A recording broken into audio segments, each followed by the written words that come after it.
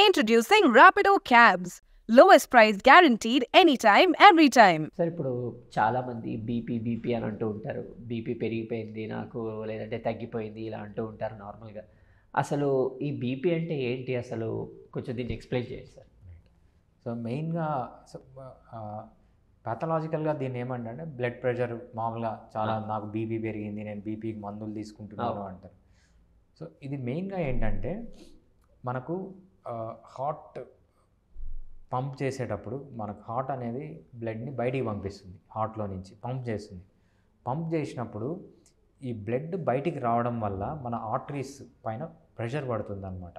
ఆ ప్రెషర్ని మనము blood pressure అంటాము. ఫర్ ఎగ్జాంపుల్ మీరు ఏదన్నా ఒక గార్డెన్కి నీళ్ళు కొడుతూ ఉన్నారు, మోటార్ని కనెక్ట్ చేశారు, ప్రెషర్గా బయటకు వస్తాయి వాటర్. అంటే ఆ వాటర్ అనేది ఆ పైపు పైన కొంచెం ప్రెషర్ పెడుతుంది. ఆ ప్రెషర్నే మనం బ్లడ్ ప్రెషర్ అంటాం అన్నమాట. ఈ హార్ట్ అనేది కంటిన్యూస్గా వాటర్ రాదు కదా, లబ్ డబ్ అని కొట్టుకుంటుంది. సో ఎప్పుడైతే ఈ ప్రెషర్ మ్యాక్సిమం ఉంటుందో ఆర్టరీస్లో దాన్ని సిస్టోలిక్ బ్లడ్ ప్రెషర్ అంటాం. ఎప్పుడైతే తక్కువ ఉంటుందో దాన్ని డయాస్టోలిక్ బ్లడ్ ప్రెషర్ అంటాం అనమాట.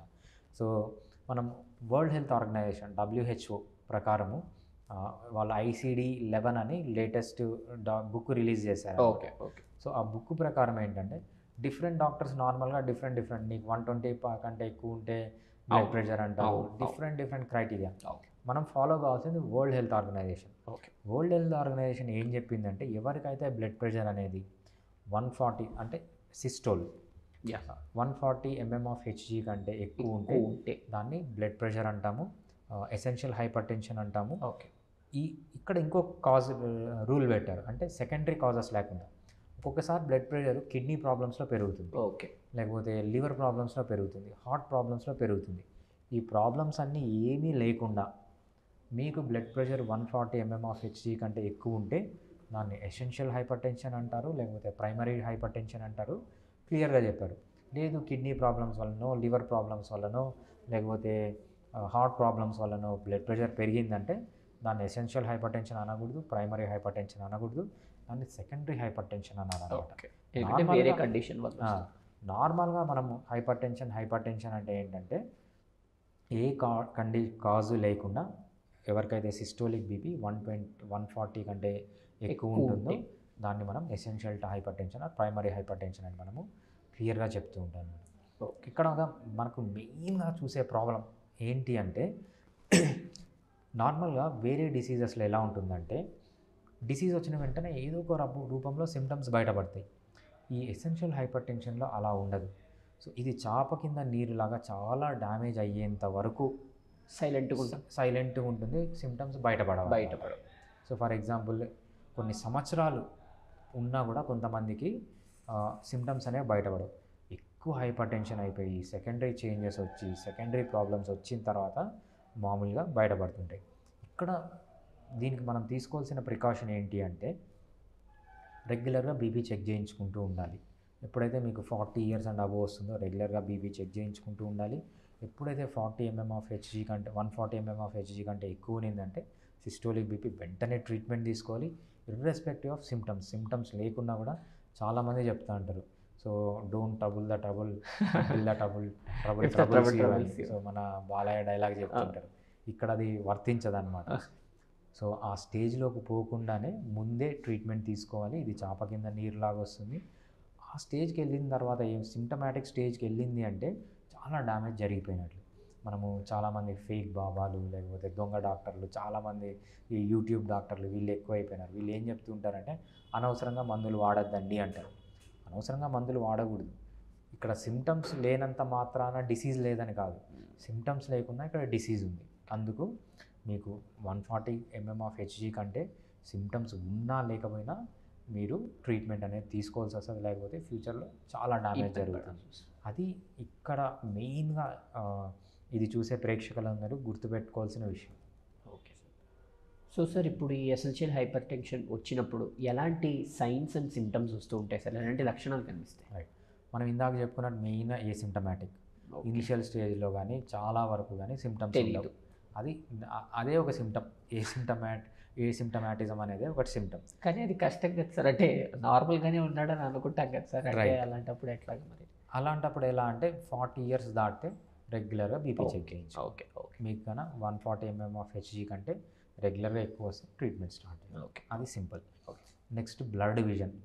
వీళ్ళకి అడ్వాన్స్డ్ స్టేజ్లో కొంతమందికి ఇనిషియల్ స్టేజ్లోనే సిమ్టమ్స్ వస్తాయి. ఓకే ఓకే చాలామందికి లేట్ స్టేజెస్లో వస్తే సిమ్టమ్స్ ఎలా ఉంటాయంటే బ్లడ్ విజన్ కొంచెం బయర్లు కమ్మినట్లు ఉండడము, లేకపోతే హెడ్ ఏక్స్ రావడము, తరచుగా రెగ్యులర్గా హెడ్ ఏక్స్ రావడము, చెస్ట్ పెయిన్ రావడము, చెస్ట్లో నొప్పి రావడము, తర్వాత డిజ్నియా అంటారంట, కొంచెం దూరం నడిచినా కొంచెం ఆయాసంలాగా రావడము, గిడ్డినెస్ కొంచెం కళ్ళు తిరిగినట్టు అనిపించడము, ఓకే నెక్ పెయిన్ రావడము, తర్వాత పాల్పిటేషన్స్ అంటారు అనమాట. నార్మల్గా మనకుంటే మన హార్ట్ బీట్ మనకు వినపడదు, వీళ్ళలో ఏమవుతుందంటే వాళ్ళకు క్లియర్గా వినిపిస్తుంది. ఫెటీగ్ అంటాం అనమాట, అంటే చిన్న పని చేసినా ఇమీడియట్గా అలసిపోవడము, ఒక్కొక్కసారి కూర్చున్నా లేచినా వెంటనే లేచినా కొంచెం కన్ఫ్యూజన్ లాగా ఉండడము. తర్వాత ఏంటంటే సోమ్నాలెన్స్ అంటారు అన్నమాట. సోమ్నాలెన్స్ అంటారు. సోమ్నాలెన్స్ అంటే ఏంటంటే నార్మల్గా మనకు కూర్చున్నప్పుడు పడుకున్నప్పుడు నిద్ర రావాలి. వీళ్ళకి ఏంటంటే వేరే పని చేస్తున్నా బైక్లో పోతూ ఉంటారు. బైక్లో పోవడం అనేది చాలా ఎనర్జీతో చేయాల్సిన పని. అక్కడ బైక్లో పోయేటప్పుడు కూడా నిద్ర వస్తుంది అనమాట. ఓకే సో ఎక్కువ నిద్ర రావడము. నాజియా అంటే వామిటింగ్ సెన్సేషన్ ఉంటుంది. వామిటింగ్ లేకపోయినా వామిటింగ్ సెన్సేషన్ ఉండడము. కొంతమందికి వామిటింగ్ రావడము, కొంతమంది ఇంపోటెన్సీ అంటే ఎరెక్షన్స్ లేకపోవడం. ఓకే సో ఇవన్నీ మనము కామన్గా చూసే సైన్స్ అండ్ సిమ్టమ్స్. సో వీళ్ళలో సైన్ ఏముంటుందంటే డయాస్టోలిక్ ప్రెషర్ చాలా ఎక్కువగా ఉండడము, సిస్టోలిక్ ప్రెషర్ కూడా ఎక్కువగా ఉండడం మనం కామన్గా చూస్తూ ఉంటాం. Okay sir. సార్ ఇప్పుడు ఈ హైపర్ టెన్షన్ వచ్చినప్పుడు ఎలా కనిపెడతారు సార్? ఎలాంటి ఇన్వెస్టిగేషన్ ఉంటుంది సార్? సో హైపర్ టెన్షన్ వచ్చినప్పుడు మనం మెయిన్గా బీపీ టెస్ట్ చెక్ చేస్తాము. సో మనకు ఇంట్లోనే బీపీ మిషన్స్ వచ్చాయి, రెగ్యులర్గా చెక్ చేసుకోవచ్చు. కాకపోతే అదంతా అక్యురేట్ కాదు. ఇంకా అక్యురేట్గా కావాలంటే మనం స్పిగ్నోమానోమీటర్ అంటాం అనమాట. అది డాక్టర్ల దగ్గరే ఉంటుంది. సో ఇట్లా ప్రెస్ చేసి స్టెథోస్కోప్ పెట్టి చూస్తారు కదా, దాంతో చెక్ చేస్తే అది కరెక్ట్ అనమాట. మీ ఇంటి దగ్గర ఎవరైనా డాక్టర్లున్నా రెగ్యులర్గా చెక్ చేయించుకుంటే వస్తుంది, తెలిసిపోతుంది. దీంతోపాటు మనం ఏం చేస్తామంటే లిపిడ్ ప్రొఫైల్, సో కొవ్వు శాతం ఎంత ఉంది బ్లడ్లో అనేది మనం చెక్ చేయించుకోవాలి. మెయిన్గా సెకండరీ కాజెస్ ఏమన్నా ఉన్నాయా అంటే కిడ్నీ ప్రాబ్లం వల్ల బీపీ వస్తుంది, కిడ్నీ ప్రాబ్లమ్స్ ఏమన్నా ఉన్నాయంటే కిడ్నీ ఫంక్షన్ టెస్ట్, మనం సీరం క్రియాటినిన్ అంటాము, ఆల్కలైన్ ఫాస్ఫేటేజ్ అంటాము, అది లివర్కి సంబంధించినవి. లేకపోతే చెస్ట్ ఎక్స్రే తీస్తే హార్ట్ ఏమన్నా ఎన్లార్జ్ అయిందా, హార్ట్ ప్రాబ్లమ్స్ వల్ల ఏమన్నా వచ్చిందా, ఈసీజీ తీస్తామన్నమాట. అంటే హార్ట్ ఎలక్ట్రికల్ యాక్టివిటీ ఎలా ఉంది, బ్లడ్ గ్లూకోజ్, ఒక్కొక్కసారి ఏంటంటే ఎక్కువ షుగర్ ఉన్న వాళ్ళలో కూడా వస్తుంటుంది, ఎక్కువ ఇన్సులిన్ ఉండడం వల్ల అలా ఏమైనా ఉందా, యూరిక్ యాసిడ్ ఎలా ఉంది, అంటే కిడ్నీ ఫంక్షన్ టెస్ట్. ఇవన్నీ రెగ్యులర్గా చేయించుకుంటూ ఉంటే మనకు ఇది బయటపడుతుంది. లేకపోతే ఒక్కసారి హైపర్ టెన్షన్ ఉందని మీకు తెలిసినా కూడా ఈ టెస్ట్లన్నీ చేయించుకుంటే మనం సెకండరీ కాజెస్, కొంచెం డేంజరస్గా ఉన్న కాజెస్ని మనము రూల్ అవుట్ చేసుకోవచ్చు అన్నమాట. సో సార్, అసలు ఈ హైపర్ టెన్షన్ అన్నది వచ్చినప్పుడు బాడీలో ఎలాంటి చేంజెస్ జరుగుతాయి సార్? రైట్, మనకు హైపర్ టెన్షన్లో ఎటువంటి చేంజెస్ జరుగుతాయని తెలుసుకోవాలంటే కొంచెం నార్మాలిటీ గురించి తెలుసుకోవాలి. నార్మల్గా ఎలా ఉందని తెలిస్తే అబ్నార్మల్ అర్థమవుతుంది. సో నార్మల్గా అంటే కొంచెం అనాటమీ ఫిజియాలజీలోకి వెళ్దాం. సో మనకు హార్ట్ అనేది మన థొరాక్స్లో చెస్ట్ రీజన్లో ఉంటుందంట. హార్ట్ ఫంక్షన్ ఏంటంటే బ్లడ్ని సప్లై చేయడం.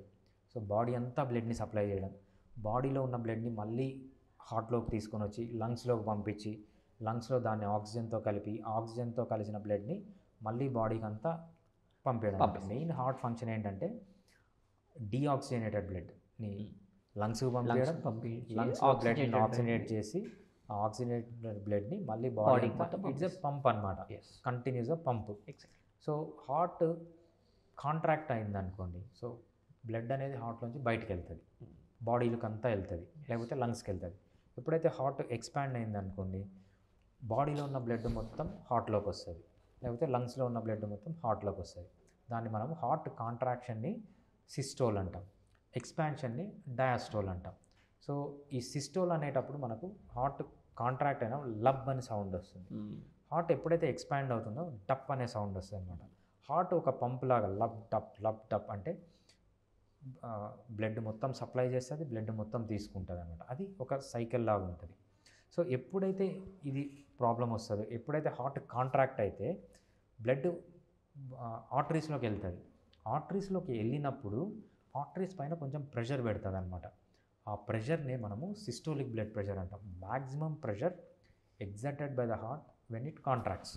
కాంట్రాక్ట్ అయినప్పుడు మ్యాక్సిమం ప్రెషర్ అది బ్లడ్ వెజల్స్ పైన పెడుతుంది, దాన్ని సిస్టోల్ అంటాం. మనం 120/80 బీపీ అంటారు. సో ఆ 120 అనేది మ్యాక్సిమం ప్రెషర్. ఎప్పుడైతే హార్ట్ ఎక్స్పాండ్ అవుతుందో, సో రిలాక్స్ అవుతుంది, ఎక్స్పాండ్ అనకూడదు, రిలాక్స్ అవుతుందో డప్ అనే సౌండ్ వస్తుంది. అంటే బ్లడ్ వెజల్స్లో ఉన్న బ్లడ్ అంతా హార్ట్లోకి వస్తుంది. అంటే అక్కడ మినిమం ప్రెషర్ అనేది బ్లడ్ వెజల్స్ పైన ఉంటుంది.